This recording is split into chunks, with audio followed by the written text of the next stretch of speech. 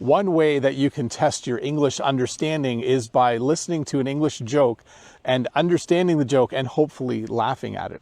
If you can listen to a joke, if I tell you a joke, and if you understand what I'm saying, but you also laugh at the joke because you understand why it is funny, it would mean that your English level is very, very high. Your English understanding is very, very good. So in this English lesson, I will tell you 2 different jokes, and your job is to try and understand the joke, and then your job is hopefully to laugh at the joke because you understand it. Okay, here we go. Joke number 1. My uncle told me this joke when I was really, really young, and I thought it was hilarious. For this joke, you have to imagine that there's been an accident on the highway, and there was a truck, and the truck had penguins in it, and all the penguins are safe. They didn't get hurt in the accident, but they're walking around on the highway, and there is a police officer there, and a man stops with a pickup truck. And the police officer says to the man, "Hey, could you do me a favor? Someone needs to take these penguins to the zoo." So the police officer and the man, they put all of the penguins into the back of the pickup truck, and the man leaves to bring them to the zoo. And the police officer stays and handles the rest of the accident and does whatever police officers do. Well, a week later, the police officer is driving on the same highway, and he sees the man in his pickup truck, and he still has all the penguins in the back. And so the police officer puts his lights on and his siren, and he pulls over the man in the pickup truck with all the penguins, and he says, "What are you doing? I told you to take these penguins to the zoo." And the man says, "I did take them to the zoo, and it was a lot of fun. Now I'm taking them to the amusement park." So hopefully you understand why that joke is funny. The joke is funny because, of course, the police officer wanted the man to bring the penguins to the zoo because that's where animals like that belong, especially he wasn't going to take them back to Antarctica, of course. He was going to hopefully take them to the zoo and they could go back to wherever they're supposed to be at the zoo. So the joke is the man took them to the zoo as if they were people, and they went to the zoo and had a good time, and now he's taking them to an amusement park, maybe to ride on the roller coasters and to do other fun things. So hopefully you understood the joke as a story, and hopefully you also understood why the joke was funny. And here's a challenge for you.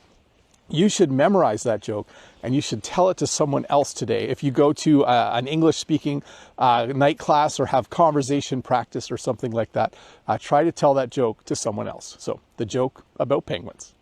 So this has nothing to do with this lesson, but you might have noticed that winter came early here in Ontario, Canada. It's only November 10th, and we're already having a snowfall. In fact, last night, there was a lot of snow came down and the power went out, and it just felt strange, and I was hoping today would be a snow day, but it wasn't. So that would have been fun, but no snow day today, but a beautiful backdrop for a lesson about jokes. Let's find another spot to stand, and I'll tell you another one. So this next joke is also a joke that my uncle told me when I was a kid. I had an uncle who, whenever he came over, he usually had a joke to tell. And some of them are not appropriate for an English lesson like this, but some of them were very, very funny. So here is the next joke. You need to imagine that there were 2 men who went fishing. And so they drove out to the lake and they rented a boat. They went to a place that had lots of boats to rent. And they rented a boat and they put their fishing rods and fishing tackle in the boat, and they went out on the lake in order to fish. And they tried a couple spots. They tried one spot and they didn't catch anything. They went to another spot and they didn't catch anything. And then finally, they found a little spot on the lake where they started catching lots of fish. And it was amazing. They were both super happy to be catching so many fish. They would cast their fishing rod. Is that how you say it? They would cast and then they would reel in fish after fish. And so the one guy says to the other guy, he says, "This spot is amazing. We should come back here next week, but let's put an X on the bottom of the boat so we know where this good fishing spot is."